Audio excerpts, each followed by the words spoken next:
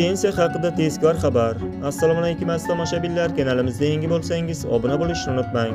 Ushbu xabar barcha fuqarolarga tezda yetib borishi uchun video ostiga like bosishni unutmang.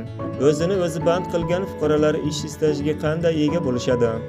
Agar siz o'zingiz band qilgan shaxs sifatida ro'yxatdan o'tsangiz, belgilangan miqdorda ijtimoiy soliqlarni to'lab borsangiz, har bir ijtimoiy soliq to'lagan yil uchun sizga ishlagan yil sifatida mehnat staji hisoblanadi.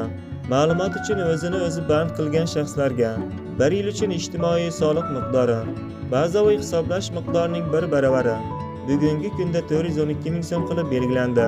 Mazkur imkoniyat faqat o'zini o'zi band qilgan shaxslar uchun joriy etiladi.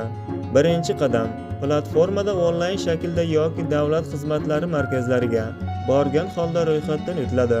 Ma'lumot uchun, o'zini o'zi band qilishi uchun 104 turdagi mehnat faoliyati ro'yxatlaridan o'ziga tegishli bo'lgan mehnat faoliyati turlarini tanlash kerak bo'ladi. Ikkinchi qadam, soliq organlari yoki mobil ilovalari orqali onlayn ijtimoiy soliq to'lovlarini amalga oshiring. Shuningdek, qonunchilikka asosan 7 yil ish stajiga ega bo'lmagan fuqarolar pensiya olish huquqiga ega bo'lmaydi. Xulosa qiladigan bo'lsak, kelajakda pensiya olishingiz uchun bugun 2 qadam qo'yishingiz kifoya. Qonunchilikka ko'ra jismoniy shaxslar tomonidan shaxsiy ehtiyojlar uchun tijoriy maqsadlarda respublikaga olib kiriladigan tovarlarning boshsiz olib kirilish normalari quyidagi miqdorda belgilandi. Havo transporti orqali 1000 AQSh dollari, temir yo'l va daryo transporti orqali 500 AQSh dollari, avtomobil va piyodalar o'tkazish punkti orqali 300 AQSh dollari, xalqaro kuryerlik jo'natmalari orqali 200 AQSh dollari, xalqaro pochta jo'natmalari orqali 100 AQSh dollari miqdorida tovarlarni olib kirishingiz mumkin. Endi fuqarolar ikkita korxonada ishlasa, pensiya tayinlashda qaysi korxonadan olingan ish haqlari hisoblanishi ma'lum qilindi.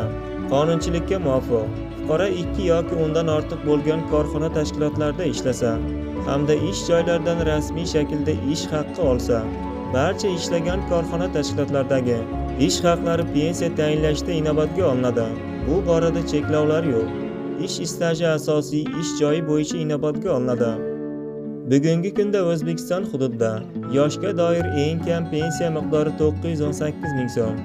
Nogironlik pensiyasi, jumladan ish staji to'liq bo'lmagan chog'idagi pensiyaning eng kam miqdori 1 12 ming so'm. Belgilangan yoshga doir eng kam pensiya miqdorlaridan 918 ming so'mdan yoshga doir pensiya miqdori 1 12 ming so'm qilib belgilandi. Ish staji to'liq bo'lmagan chog'idagi yoshga doir pensiyaning eng kam miqdori qo'shimcha to'lovlar hisobga olgan holda 820 ming so'm qilib belgilandi. Boquvchisini yo'qotgan pensiya oluvchilarning 1 nafar mehnatga qobiliyatsiz oila a'zolari uchun pensiyaning eng kam miqdori oyiga 820 ming so'm qilib belgilandi. Pensiya tayinlashda oliy ta'lim muassasalaridagi o'qish davri to'g'risidagi ma'lumotlar talab etilmaydi. Hurmatli fuqarolar, pensiya axborot tizimidagi elektron ma'lumotlar asosida sizdan oliy ta'lim muassasalaridagi o'qish davri to'g'risidagi ma'lumotlaringizni avvaldan raqamlashtirib borishingizni tavsiya qilamiz. Shuningdek, ma'lumotlaringizni raqamlashtirilgan holatini portaldagi oliy ta'lim olganlik haqidagi diplom ma'lumotlaringizni qo'shish yoki tahrirlash uchun ariza yuborish xizmatlari orqali mustaqil tekshirishingiz mumkin. Yuqoridagi tavsiyalarga amal qilsangiz, kelajakda sizga pensiya proaktiv ravishda muammosiz tayinlanadi. Sankt-Peterburg migrantlarining ikkita ishni qilishga taqiqini uzaytirmoqchi. Sankt-Peterburg rasmiylari ishlash uchun ruxsatnomasi bo'lgan mehnat migrantlariga nisbatan taksichilik va kuryerchilik xizmatlarida ishlashga qo'yilgan taqiqni 2026-yilgacha uzaytirmoqchi. Bu qaror 13 noyabr kuni qabul qilingan. Sankt-Peterburg Mehnat va bandlik qo'mitasiga 2026-yil 1-avgustgacha, gubernatorga taqiqni 2027-yilgacha uzaytirish maqsadiga muvofiqligi to'g'risidagi o'z fikrlarini taqdim etish topshirildi. Migrantlarning taksi haydovchi bo'lib ishlashiga taqiq joriy yilning iyul oyi oxirida joriy qilingan. Bu 2025-yilning oxirigacha davom etadi. Qaror taksi xizmatchilarining sifati, xavfsizligini oshirish hamda Rossiya fuqarolari uchun qo'shimcha bandlik imkoniyatlarini yaratishga qaratilgan, deb izohlandi. Taqiq 8 noyabr kuni to'liq kuchga kirdi. Bozor ishtirokchilarining so'zlariga ko'ra, cheklovlar shahar haydovchilar sonining 12% qisqarishiga olib kelgan. Migrantlarning kuryer sifatida ishlashini taqiqlash, shuningdek dastlab faqat 2025-yilning oxirigacha 11-avgust kuni e'lon qilingan edi.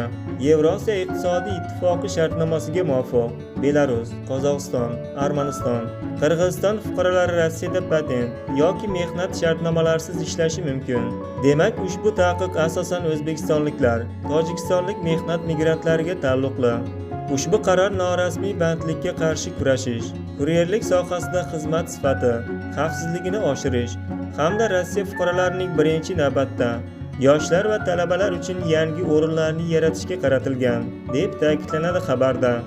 Eslatib o'tamiz, avvalroq Rossiyada ishlash uchun borgan mehnat migrantlarning oylik maoshlaridan ortiq miqdordagi pulni vatanga o'tkazishni taqiqlovchi qonun loyihasi Davlat dumasiga ko'rib chiqish uchun kiritilgan edi.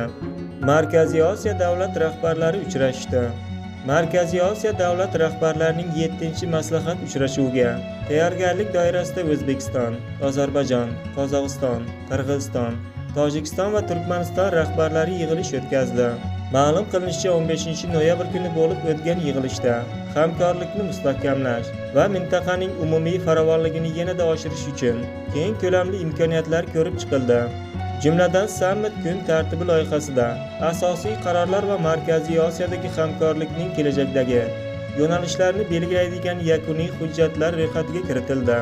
Integratsiyani qo'llab-quvvatlash, o'zaro ishonchni mustahkamlash, umumiy chaqiriqlarni birgalikda hal etish borasidagi intilishlarimizni yakunlaymiz, deydi Saidov. Shu kuni O'zbekiston va Qirg'iziston, Tojikiston Tashqi ishlar vazirligi 3 davlat chegaralari tutash nuqtasi to'g'risidagi shartnomaning ratifikatsiya yorliqlari bilan almashuv to'g'risidagi bayonnomalarni imzoladi. 16-17 noyabr kunlari kutilayotgan ob-havo ma'lumotlari e'lon qilindi. Unga ko'ra, Qoraqalpog'iston Respublikasi va Xorazm viloyatida havo o'zgarib turadi. Yog'ingarchilik kutilmaydi. Shamol sharqdan 7-12 metr/sekund tezlikda esadi. Kechasi 2-8 daraja iliq, kunduz kuni 18-22 daraja iliq bo'ladi. Buxoro va Navoiy viloyatida havo o'zgaruvchan bo'lib, yog'ingarchilik kutilmaydi. Kechasi 4-9 daraja iliq, kunduz kuni 18-22 daraja iliq bo'ladi. Toshkent, Sirdaryo va Jizzax, Samarqand viloyatlarida havo o'zgaruvchan bo'lib, yog'ingarchilik kutilmaydi. Kechasi harorat 2-8 daraja iliq, kunduz kuni 18-22 daraja iliq bo'ladi. Qashqadaryo va Surxondaryo viloyatlarida havo o'zgaruvchan bo'ladi. Ayrim joylarda yomg'ir yog'ish ehtimoli bor. Kechasi 2-8 daraja iliq, kunduz kuni 19-24 daraja iliq bo'ladi. Andijon, Namangan, Farg'ona viloyatlarida havo o'zgaruvchan bo'lib, yog'ingarchilik kutilmaydi. Kechasi 2-8 daraja iliq, kunduz kuni 15-20 daraja iliq atrofida bo'ladi. Respublikaning tog'oldi va tog'li hududlarida havo o'zgaruvchan bo'ladi. Ayrim joylarda qisqa muddatli yomg'ir yog'ishi ehtimoli bor.